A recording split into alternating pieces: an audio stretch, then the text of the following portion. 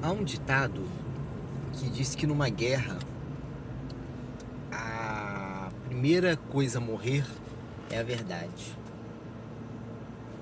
2018,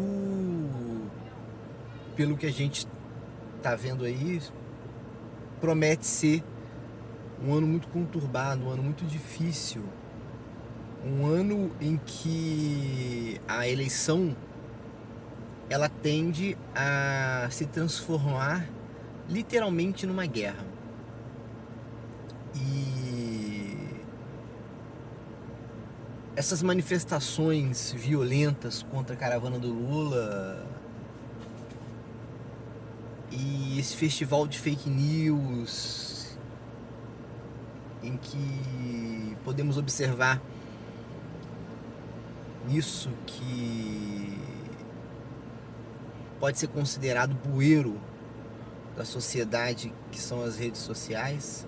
Aliás, essa palavra bueiro da sociedade, se não me falha a memória, é usada com frequência por um jornalista que a esquerda não gosta muito, que é o Reinaldo Azevedo, mas que, em que pese os absurdos que fala, ultimamente tem falado muita coisa sensata. Mas enfim, a 2018, ao que tudo indica, será um ano de muita tensão, de muito conflito.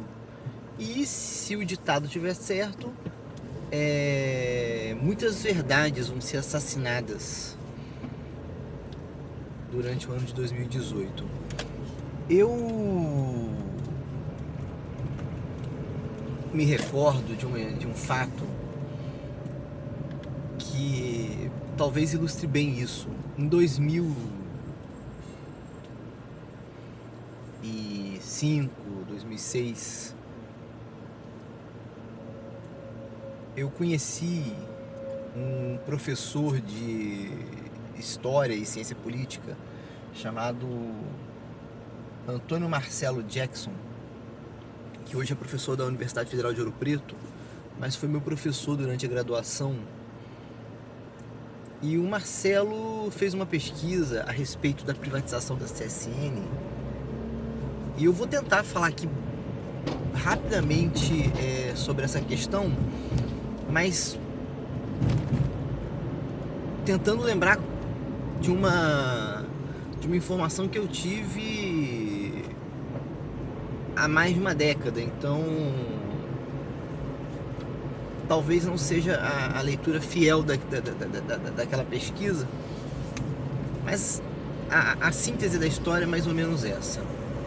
Na época da privatização da CSN, uma grande siderúrgica que tem em Volta Redonda, minha cidade natal, a cidade, né, as forças políticas ficaram divididas entre privatizar ou não a Companhia Siderúrgica Nacional. E esse debate sobre a privatização da CSN, ele foi muito acalorado, ele foi muito eivado de conflitos e disputas ideológicas.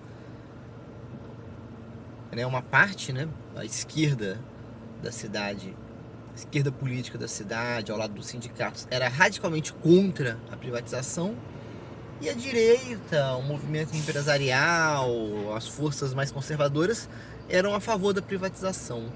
E se discutiu durante um período muito intenso sobre essa questão de privatiza ou não privatiza a CSN. No fim, a CSN foi privatizada. E junto com a CSN, uma quantidade significativa de terra, de imóveis, de áreas na cidade de Volta Redonda passaram a fazer parte e integrar o patrimônio da CSN privatizada, porque eles pertenciam à CSN estatal. Note, a disputa, a dialética de ser contra ou não a privatização, ela cegou as pessoas para um detalhe importante. Vendendo as terras, entregando as terras da CSN para iniciativa privada, se inviabilizou uma série de possibilidades de desenvolvimento da cidade de Volta Redonda em função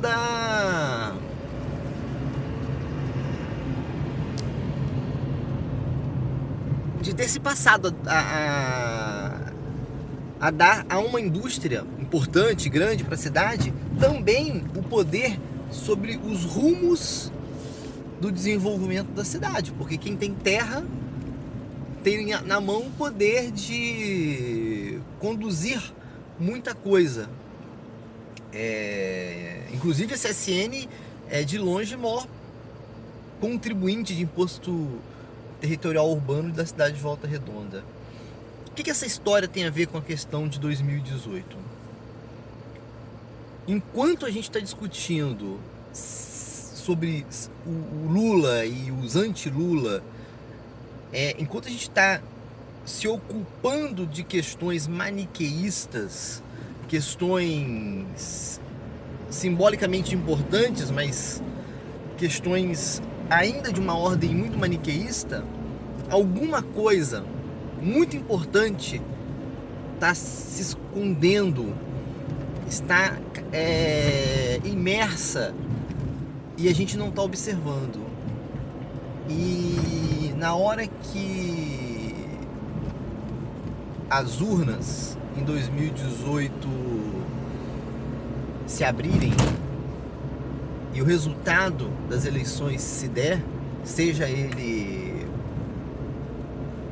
pró-Lula ou pró algo que simbolize o projeto Lula ou algo que represente a contenção do projeto Lula, do projeto lulopetista, que se chame, do projeto de esquerda, seja que nome que isso tenha na ocasião, quando essas urnas se abrirem em 2018, talvez a gente tenha entregado algo que não está sendo observado e não está sendo colocado em pauta, justamente porque esse clima de guerra que assassina verdade, assassina também reputações e nos deixa de certa forma rendidos a uma racionalidade perigosa, às vezes até uma irracionalidade, talvez seja tarde demais e algo muito importante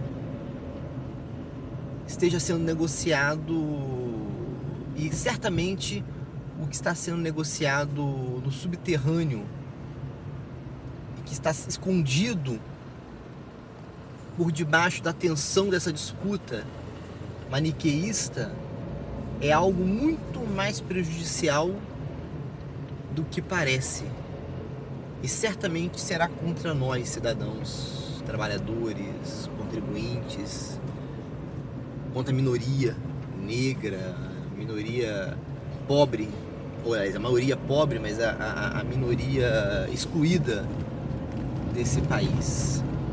Essa é a minha reflexão. Vamos pensar um pouquinho sobre isso. Vamos parar de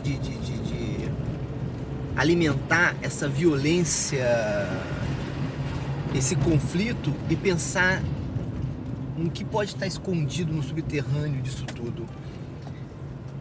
Se você gostou desse vídeo, deixa seu like aí, deixe seu comentário e, na medida do possível, compartilhe esse vídeo com seus amigos. Enquanto isso, a gente segue papeando pelo caminho. Um abraço.